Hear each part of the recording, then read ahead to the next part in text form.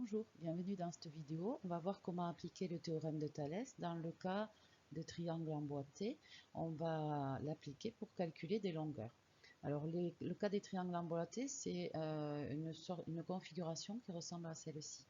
Vous avez ici le triangle vert emboîté dans le triangle rouge. Le cas de la configuration papillon, comme ici en bleu, sera traité dans une autre vidéo. Alors, on va voir le genre de problème que vous allez traiter. Donc, on vous donne une figure, on vous parle de deux droites parallèles, ici les droites ED et AC, et on vous donne 4 longueurs dans la figure, et on vous demande d'en calculer 2 autres. La première chose à faire, c'est de placer les longueurs qu'on connaît sur la figure, pour que ce soit un petit peu plus clair. Alors, en géométrie, quand on rédige un théorème, on a toujours besoin des données, de rappeler qu'on est bien dans la configuration requise. Alors le théorème de Thalès, lui, il va s'appliquer lorsque on a deux droites parallèles, deux côtés ici de triangle parallèle, ED et AC. On ne peut l'appliquer qu'à cette condition et dans la condition qu'on a bien un triangle emboîté dans l'autre avec un sommet en commun comme ça. Alors pour expliquer cette configuration, on va le dire de cette façon-là. On sait que E appartient au segment AB et D appartient au segment BC. Alors cette phrase-là, ça signifie en fait que le triangle vert est bien emboîté dans le triangle rouge. Ça peut se dire aussi autrement selon les enseignants, selon les manuels. Vous pouvez le trouver sous la forme que AE et DC sont séquentes en B, les droites AE et DC, ou bien en disant que les points BEA et BDC sont alignés dans le même ordre. Voilà, c'est deux autres façons de le dire. On va garder celle-ci qui me paraît plus simple. Donc, on explique ça pour les triangles emboîtés. On dit bien qu'on a les deux droites parallèles ED et AC. Et à partir de là, on écrit que c'est d'après le théorème de Thalès, puisqu'on va l'appliquer. Et on va arriver à l'égalité des rapports de Thalès. Alors, pour les écrire, il faut considérer que chaque côté du triangle vert correspond à un côté du triangle rouge.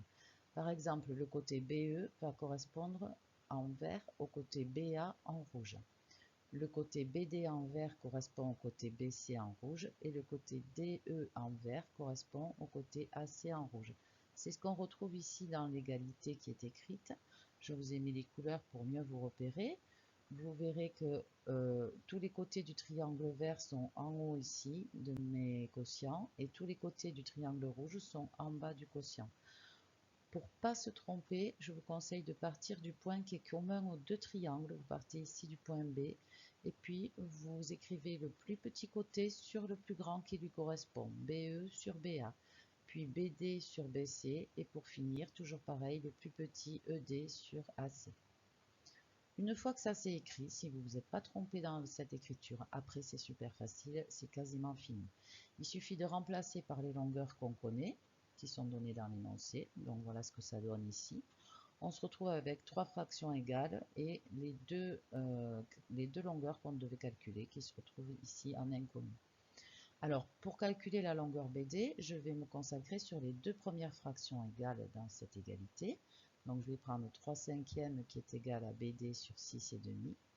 J'applique tranquillement un produit en croix et j'obtiens mon résultat. On peut le taper à la calculatrice. On n'oublie pas de marquer l'unité en centimètres ici comme dans l'énoncé. On continue, il faut calculer la longueur AC. Pour ça, je vais prendre la première fraction qui est connue en haut et en bas, 3/5, et la dernière où il y a AC qui m'intéresse. Donc il faut une fraction connue et la fraction où il y a la longueur cherchée. De la même façon, j'applique un produit en croix, j'obtiens AC égale 4,2 fois 5 sur 3. Je calcule, je trouve 7 cm. Voilà. Une fois que vous êtes au bout, vous vérifiez que vos longueurs sont possibles dans la figure que vous avez. AC doit être plus grand que ED, c'est bien le cas ici. Et BD doit être plus petit que BC, c'est bien le cas. Voilà. Je crois que vous savez tout. Je vous remercie. À bientôt.